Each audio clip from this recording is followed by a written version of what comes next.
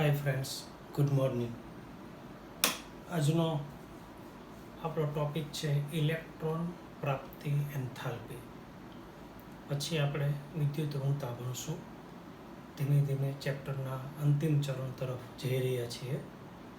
એજી sir, હું આપ સર્વનું Samaveda school વતી સ્વાગત કરું છું.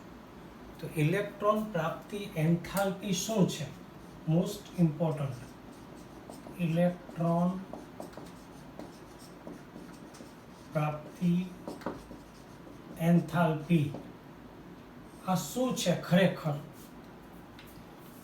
તો કે વાયુરૂપ તટસ્થ પરમાણુઓ એક ઇલેક્ટ્રોન મેળવીને ઋણ આયનમાં રૂપાંતરણ પામે ત્યારે થતા એન્થાલ્પીના ફેરફારને ઇલેક્ટ્રોન પ્રાપ્તિ એન્થાલ્પી કહેવામાં આવે છે. વાયુરૂપ તટસ્થ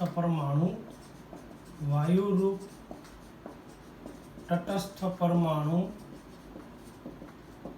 ઇલેક્ટ્રોન મેળવીને ઋણ આયનમાં રૂપાંતરણ પામે ત્યારે થતા એન્થાલ્પી ફેરફારને ઇલેક્ટ્રોન પ્રાપ્તિ એન્થાલ્પી, જેની સંજ્ઞા છે ડેલ્ટા EGH કહે છે. દાખલા તરીકે X છે એ વાયુરૂપ તટસ્થ પરમાણુ છે, એ એક ઇલેક્ટ્રોન મેળવે અને ઋણ આયન બને, તો આમાં જે ડેલ્ટા H એન્થાલ્પી ફેરફાર થાય એ ડેલ્ટા EGH કહેવામાં આવે છે, ઇલેક્ટ્રોન ગેઇન એન્થાલ્પી. હવે એવું જ્યારે ઇલેક્ટ્રોન પ્રાપ્ત કરે કોઈ પણ વાયુરૂપ તટસ્થ પરમાણુ, ત્યારે બે પ્રકારની પ્રક્રિયાની શક્યતા. કાંઈ ઉષ્માક્ષેપક પ્રક્રિયા હોય, જો ઉષ્મા બહાર પડે તો, અને કાંઈ ઉષ્મા શોષક પ્રક્રિયા હોય, જો ઉષ્મા આપવી પડે તો.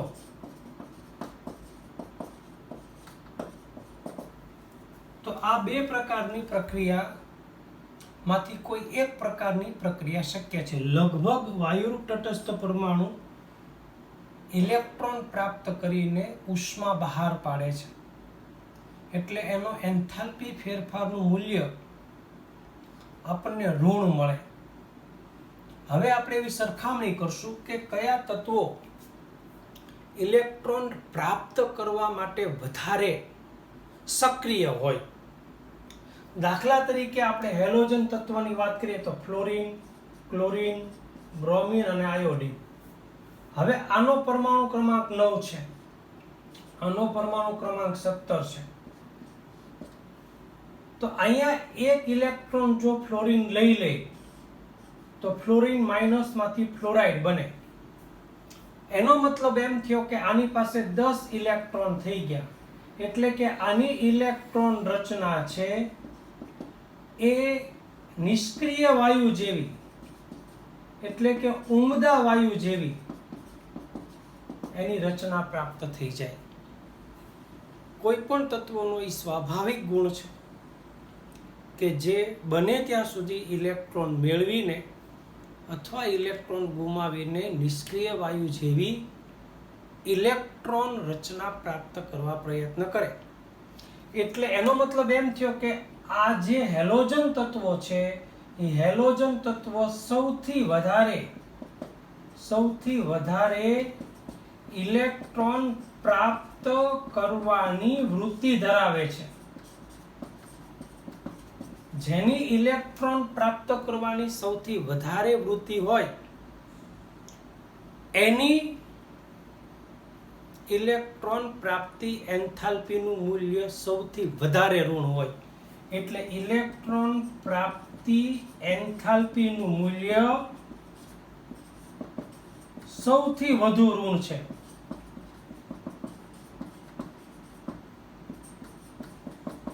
કોનું? તો કે હેલોજન તત્વનું. કારણ કે બહુ જ સરળતાથી એ ઇલેક્ટ્રોન પ્રાપ્ત કરે છે. જે વધારે ઇલેક્ટ્રોન પ્રાપ્ત કરવાની વૃત્તિ ધરાવતા હોય એવા સમૂહ 17ના તત્વો છે કે જે તરત જ એક ઇલેક્ટ્રોન મેળવીને એ નજીકના નિષ્ક્રિય વાયુ જેવી ઇલેક્ટ્રોન રચના પ્રાપ્ત કરે. એટલે હેલોજન તત્વની ઇલેક્ટ્રોન પ્રાપ્તિ એન્થાલ્પીનું મૂલ્ય સૌથી વધુ ઋણ. સમજજો. તો હવે જો આપણે નિષ્ક્રિય વાયુની વાત કરીએ, હિલિયમ, નિયોન, આર્ગોન, આ બધા નિષ્ક્રિય વાયુ છે કે જેમાં પોતે જ સંવૃત્ત ઇલેક્ટ્રોન રચના ધરાવે છે. એનો મતલબ એમ થયો કે એને ઇલેક્ટ્રોન મેળવવાની કે ગુમાવવાની જરૂર જ નથી. હવે આને તમે પરાણે આપો ઇલેક્ટ્રોન, તો એનું મૂલ્ય સૌથી વધુ ધન થાય. શું કરવા વધુ ધન થાય?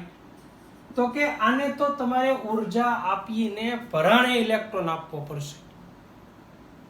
એટલે ક્યારેક એવો પ્રશ્ન આવે કે સૌથી વધારે ઇલેક્ટ્રોન પ્રાપ્તિ એન્થાલ્પીનું મૂલ્ય સૌથી વધુ ઋણ કોનું? તો કે હેલોજન તત્વનું. સૌથી વધુ ધન કોનું? તો કે નિષ્ક્રિય વાયુનું. કારણ કે નિષ્ક્રિય વાયુ ઇલેક્ટ્રોન મેળવવાની કે ગુમાવવાની વૃત્તિ જ નથી ધરાવતા. અને જો તમારે ઇલેક્ટ્રોન આપવો હોય તો પરાણે આપવો પડે, અને પરાણે આપવો પડે એટલે ઉર્જા તમારે એને સામેથી આપવી પડે, એટલે એનું મૂલ્ય વધુ ધન મળે. હવે આપણે વાત કરીએ આવર્તના તત્વોની. તો આપણને ખબર છે કે આવર્તની અંદર ડાબી બાજુથી તમે જમણી બાજુ જાઓ એમ કદ છે એ ઘટતું જાય છે. હવે તમે સમજો છો કે જો કદ ઘટતું જાય તો ઇલેક્ટ્રોન કેન્દ્રની વધારે નજીક જતો જાય. એટલે ઇલેક્ટ્રોન જેમ કેન્દ્રની વધારે નજીક જતો જાય એમ ઇલેક્ટ્રોનનું કેન્દ્ર તરફ આકર્ષણ વધતું જાય. તો એનો મતલબ એમ થયો કે આવર્તમાં ડાબી બાજુથી જમણી બાજુ જતા ઇલેક્ટ્રોન પ્રાપ્તિ એન્થાલ્પીનું મૂલ્ય ઇલેક્ટ્રોન પ્રાપ્તિ એન્થાલ્પીનું ઋણ મૂલ્ય માં વધારો થતો જાય. હું એવું સમજાવવા માંગુ છું કે દાખલા તરીકે આની ઇલેક્ટ્રોન પ્રાપ્તિ એન્થાલ્પીનું મૂલ્ય -10 કિલો જૂલ પ્રતિ મોલ હોય તો આનું 12 થવું જોઈએ, આનું 15 થવું જોઈએ, આનું 18 થવું જોઈએ, આનું 20 થવું જોઈએ. મતલબ કે ઋણ મૂલ્યમાં વધારો થાય છે. તમે સમજો કે જેમ જેમ ઋણ મૂલ્ય વધતું જાય એમ એમ કદ ઘટતું જાય. આવર્તમાં ડાબી બાજુથી જમણી બાજુ જતા કદ ઘટતું જાય. એને પરિણામે અસરકારક કેન્દ્રીય વીજભાર વધતો જાય, કદ નાનું થાય. કેન્દ્રથી ઇલેક્ટ્રોનનું આકર્ષણ વધતું જાય એટલે ઇલેક્ટ્રોન એની તરફ વધારે આકર્ષાતા જાય. આકર્ષાય એટલે પ્રાપ્ત કરવાની વૃત્તિ વધી જાય. ઇલેક્ટ્રોન પ્રાપ્ત કરવાની વૃત્તિ જેમ વધતી જાય એમ એમ એનું ઋણ મૂલ્ય વધતું જાય. એટલે આવર્તમાં ડાબીથી જમણી બાજુ તરફ જતા ઋણ મૂલ્યમાં વધારો થાય. હવે આપણે એવું સમજીએ કે કેમાં ઋણ મૂલ્ય ઘટે. સમૂહમાં ઘટશે તે, પણ આવર્તમાં કેમાં ઘટે એનું તમને કારણ સમજાવું. તો અહીંયા હવે આને આપણે રજા આપીએ છીએ, મારે નવું લખવું છે એટલે. તો આપણે બેરેલિયમની વાત કરીએ અને નાઇટ્રોજનની વાત કરીએ. તો બેરેલિયમનો પરમાણુ ક્રમાંક 4 છે. એટલે એની ઇલેક્ટ્રોન રચના 1s2 2s2 અને 2px1 થાય. હવે બેરેલિયમને જો એક electron 1s2 2s2 2p 1s2 2s2 થાય. હવે બેરેલિયમ માઇનસ કરવું હોય તો એમાં શું થાય 1s2 2s2 ને 2px1 થાય. એનો મતલબ એમ થયો કે બેરેલિયમ માઇનસ ઝડપથી બનતો નથી, કારણ કે બેરેલિયમની અંદર નવો દાખલ થતો ઇલેક્ટ્રોન વધુ ઊંચા ઉર્જા શક્તિ સ્તરમાં દાખલ થાય છે. એનો મતલબ એમ થયો કે એ ઝડપથી ઇલેક્ટ્રોન પ્રાપ્ત કરવાની વૃત્તિ ધરાવતો નથી. એટલે બેરેલિયમ માઇનસ એ ઓછું ઋણ મૂલ્ય ધરાવે છે ઇલેક્ટ્રોન પ્રાપ્તિ એન્થાલ્પીનું.